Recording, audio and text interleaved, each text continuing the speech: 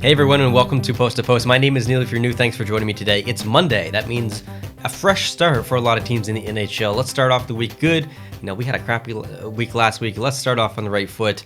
A couple of teams are in that situation, and we're going to talk about them here a little bit in this video, and also get you caught up on the news from the previous week. So there's been injuries, there's been fines, there's been all kinds of stuff to kind of talk about. Now, I am going to discuss the whole Chicago and Kyle situation here a little bit, but honestly, I'm not going to talk about it too much because there's still such a moving conversation and stuff. There's still facts that I don't even think are out yet. I don't want to talk about it in depth until kind of everything has been released, or at least more things have been released.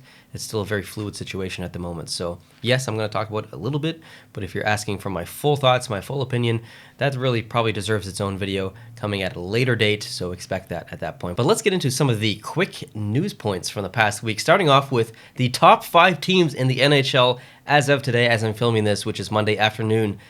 Team number 1, and this is by point percentage, not by points. Point percentage is a better way to quantify the success of a team so far in the NHL, not by strictly points. Some teams haven't played the same amount of games, so it's always point percentage. Number 1, it's Carolina. Carolina is the best team in the NHL right now, followed by Florida, and then St. Louis in third, bringing up hard this year. And fourth is Edmonton. Technically, Calgary has more points, if I'm not mistaken, but Edmonton's point percentage is better. So Edmonton's in fourth, and then we go to Calgary. Calgary's in fifth. Amazing. Like I chose to wear Calgary in this video because they had an amazing week. So shout out to all the Calgary fans out there. Now the bottom 5 teams in the NHL. Looking at my notes here off to the screen, I'm a little shocked by some of these teams. Now let's start at the end. 32nd position, we've got Arizona. Not shocked about that. I'm shocked that they don't have any wins yet. Like we're 10 games into the season. We're 9 games into the season, whatever it's been. They should have a win. Okay, it's 0 wins so far, not acceptable. Arizona is having a disastrous year. And speaking of disastrous years, Chicago, also 0 wins so far this year, unbelievable. And then we go to Montreal in 30th, my favorite team. What another disaster. It's just so bad in Montreal right now.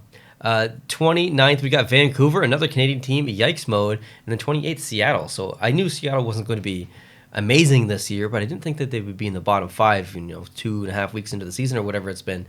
Let's talk about streaks. Carolina is on a 8-game winning streak. Amazing. Calgary, 6-game. Shout out to Calgary again. I mean, they're really exceeding my expectations. Calgary's playing how I thought that they would play last year at the beginning of the year, and then they just didn't. So good on Calgary. Vegas is also up to winning 3 games. They were skidding pretty hard there for a little bit, so we'll see what happens. There's some injury to discuss there as well. The bottom 3 worst teams in the NHL in the past week as far as streaks, Arizona has lost 7 in a row. Vancouver has lost 3 in a row, and Pittsburgh has actually lost 3 in a row as well. Now on to the points. So, if you're into fantasy, you've been paying attention so far in this video, talking about some of the teams, but here's where we kind of get in depth because most of the fantasy games and stuff going on are about the players, not about the teams. So let's take a dive into there. Top 5 points so far in the NHL this season. McDavid, not a surprise, 16 points. We got Ovechkin bringing it up in second place hard. Ovechkin going ham this year, 15 points. Kyle Connor, not Connor McDavid, 14 points in third. Draisaitl is also sitting at around 14 points. He's got 13 points rather, and he's in fourth. And then Kopitar having a pretty strong year for an old guy in the NHL, 13 points, good for him. Top 5 goalies, and this is based on goals against average, and the requirement is at least 3 games played. Number 1 is James Reimer, 1.13 goals against average, amazing to see. Number 2, Frederik Andersen, 1.29 goals against average. What do those 2 goalies have in common? They played for a certain team a while ago, so yeah, I won't mention the team. In third place, Jacob Markstrom, 1.33 goals against average. Great to see. Shesterkin, 1.70 goals against average. And then Bobrovsky in fifth, 1.81 goals against average. Now, I will touch on the Kyle situation and, the Blackhawks and stuff real quickly. Just a couple of points I just wrote down here I just want to go through. So the interview that he gave with TSN was an amazing interview. It was very difficult to watch. And I have to thank Kyle for having the bravery to kind of come on TV and to put his name out there, tell his story, and just kind of like go through the raw emotion of it. And he was on the spot. Like that is such a hard position to be in, and just he just sat there and he just told the truth and he just let the emotions flow. It's very difficult to watch, but that is the definition of bravery right there. So a big thank you to Kyle for having the bravery to not only tell his story, but to do it and field questions on TV. Like at the, like that is amazing. So big bravery, kudos to him. Now, a couple of other notes here in this whole situation. There's still investigations ongoing. I don't think all the information has been released. They've said that technically the investigation is over, but I mean, we're still kind of learning things, so there are still facts we don't know. A lot of the Blackhawks staff have been let go. You know all of this unless you've been hiding under a rock. It still appears, though, that the NHL and the Blackhawks are still trying to cover things up. They're still going through litigations, I believe, privately, I guess, with himself. I don't know. It is a messy situation. Quinn Villa stepped down as the coach for the Florida Panthers. That's how it's worded, but really he would have been fired if he didn't choose to step down. So they gave him the opportunity to leave, which is unfortunate. I think they just should have just fired him. Blackhawks owner wrote a letter to Lanny McDonald, who is the chairman of the Hockey Hall of Fame, and he asked for Brad Ulrich's name to be taken off of the Stanley Cup. And as of this morning, I believe, the Hockey Hall of Fame has confirmed that it will move forward with that request and remove his name. So that is amazing news. And then the Blackhawks were also fined $2 million. I mean, $2 million is a lot of money. That's more money than I'll ever make in my entire life. But when you look at the context of the $2 million compared to some other fines that were handed out for, millions of dollars, if I'm not mistaken, and guys, correct me if I'm wrong, but wasn't the New Jersey Devils fined more than $2 million for that cap circumventing, I can't say that word, with Kovalchuk? I'm pretty sure that they were fined more, or at least around the same amount. This seems way more egregious than that. So that is a very disappointing fine amount that the NHL handed out to Blackhawks. It should have been way more than that. They should have way more repercussions than that. Bettman and Daly had a meeting today fielding questions from the media, and in my opinion, it was a complete disaster, and I'm not telling you how to feel. Like, if you thought it was great for the NHL, like, that's, there's no right or wrong, but I just personally felt like it was disastrous for the NHL. I'm kind of left with more questions than answers. And I just felt like I felt like the entire time they were still trying to almost cover it up, and it's really disappointing. I just feel like they're kind of going in the wrong direction, and just they can say that they're not, and they can say that it's important to them, and they can say that they have sympathy. I don't know. I just don't feel it. I just don't feel it from them. So, an ongoing situation, a fluid situation, we'll keep our eye on it and make a detailed video once more things have been kind of revealed and released. Let's move on to some other hockey news. Ovechkin. Got to talk about Ovechkin. He's 3 goals away from passing Brett Hull to take over 4th of all time in NHL goals. Amazing. And it's possible. It's not like gonna happen, but it's possible. 28 goals away, okay, from passing Jaromir Jagr to take over 3rd. That could happen this season. The next jump after that, that's not going to happen this season. I think it's Gordie Howe, and I don't even know the goal differential between now and then, but he's definitely not going to 2nd right this year. But he could get to 3rd, so let's keep an eye on that. Good for Ovechkin. I love it. Subban, he was fined $5,000 for a dangerous trip against Milan Lucic.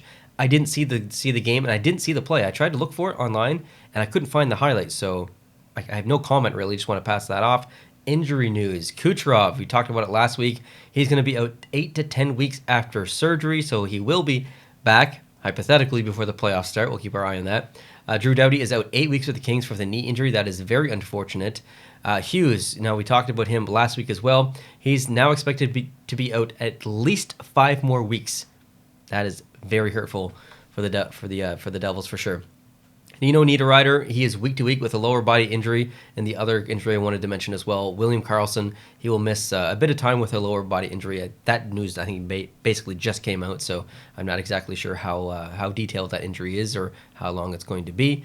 But yeah, I mean, you guys are playing fantasy and stuff, and you guys need to know certain injuries or whatnot, so I just wanted to hit you with those quick little things there. And now Paquette for the Montreal Canadiens, he has a hearing with the NHL. As I'm filming this, no decision has been made. He had a boarding call in the game against Anaheim the other night, and I don't think he intentionally tried to hurt the person, but the person kind of turned kind of at the last minute, but he still hit him right in the numbers. So I think there's going to, I don't even want to predict. I don't even know. But he's going to have a hearing today. It may have already been announced what his fine or suspension is going to be, probably suspension.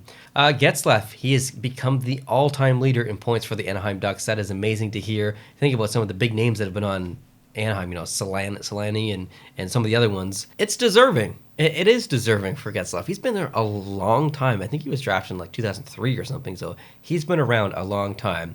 Dominic Moore, here's some other news here for you. If you don't know the name, well, you should, because he's played on basically every NHL team. He's played on like 10 plus NHL teams over the past 15 years or whatnot. He's not playing anymore, but he's named the 2021 Hockey Fights Cancer Ambassador, and so if his name is not on your radar, it should be now. Now, Riley has signed a contract, or extension rather, I guess, or I don't know how you want to classify it, but he signed back in Toronto. He's taken $60 million, okay, and he's taken a bit of a discount there. He's got a raise, $2.5 million per year is definitely a raise, but he's still taking a bit of discount. So I think Maple Leafs fans are very happy, and he's basically saying, yeah, I want to stay in Toronto. So that's good news if you're a Maple Leafs fans. Now let's move on to the last section here. It's just going to be my pick for every single day this week of what games you should watch. I have to say this before I get in. Some of the days have a lot of good games on, so it was really difficult to choose, and you might be a little bit critical on my choices here, but I was stuck with some hard decisions. So today, Monday, my pick is Washington versus Tampa. That starts at 7 p.m. Eastern. There's history there. There's two good teams. It's going to be physical probably, so this is going to be a very good game tonight. Tuesday, I got Vegas versus Toronto. That starts at 7 p.m. Eastern. Again, two strong teams just kind of going at it, and anytime I can watch Vegas, I'm going to watch Vegas. So that's my pick for Tuesday. Wednesday, I got Carolina versus Chicago. Kind of a weird pick, Neil. Why are you picking that? That starts at 8:30 p.m. Eastern. We get to see the best team, technically, in the NHL as far as point percentage, against basically the worst team. And Chicago needs punishment right now. So hopefully Carolina destroys Chicago. I'm going to watch the game and hopefully enjoy it. Thursday, we got Philadelphia versus Pittsburgh. That's my pick. One of the best rivalries in the NHL. Maybe not as heated as it used to be, but it's still there. That starts at 7 p.m. Friday, I've got the Rangers versus the Oilers. That starts at 9:30 p.m. Two strong teams this year. No rivalry between these teams, really, but still, two strong teams so far this year, and it should be a good game. Saturday, I've got Carolina versus Florida, the two best teams in the East as far as I'm filming this right now. By the time Saturday comes around, maybe these won't be the two best teams in the East, but right now they are. 6 p.m. Eastern. And then Sunday, the last day before I make another version of this video, I've got Dallas versus Vancouver. It starts at 10 p.m., so a little bit late, and that's Eastern. But they have very similar records, and I just feel like they're both just trying to find their footing a little bit. So it's going to be interesting to see those two teams kind of in the same situation face off against each other and see if one team can kind of grab the reins and pull ahead. So those are my picks. Some weird ones, I guess, some bit of strange ones, but still, that's the games that I'm going to be watching this week for sure. So thank you guys for watching. I appreciate it. If you're new, please hit the subscribe button to join me here for every Monday for these quick kind of just like news, news info, whatever you want to call it. I don't know, NHL news, and take it from there. So thanks for watching, guys. Appreciate it. I am still sick. It's been a week since I've been initially sick, and I'm still sick. I did not sleep at all last night, barely. So bear with me. There are videos coming this week as well on the channel every day this week, but I'm definitely feeling it right now. I'm gonna go take a nap. I'm very tired. So thanks for watching. Have a great day, and I'll talk to you soon. Adios.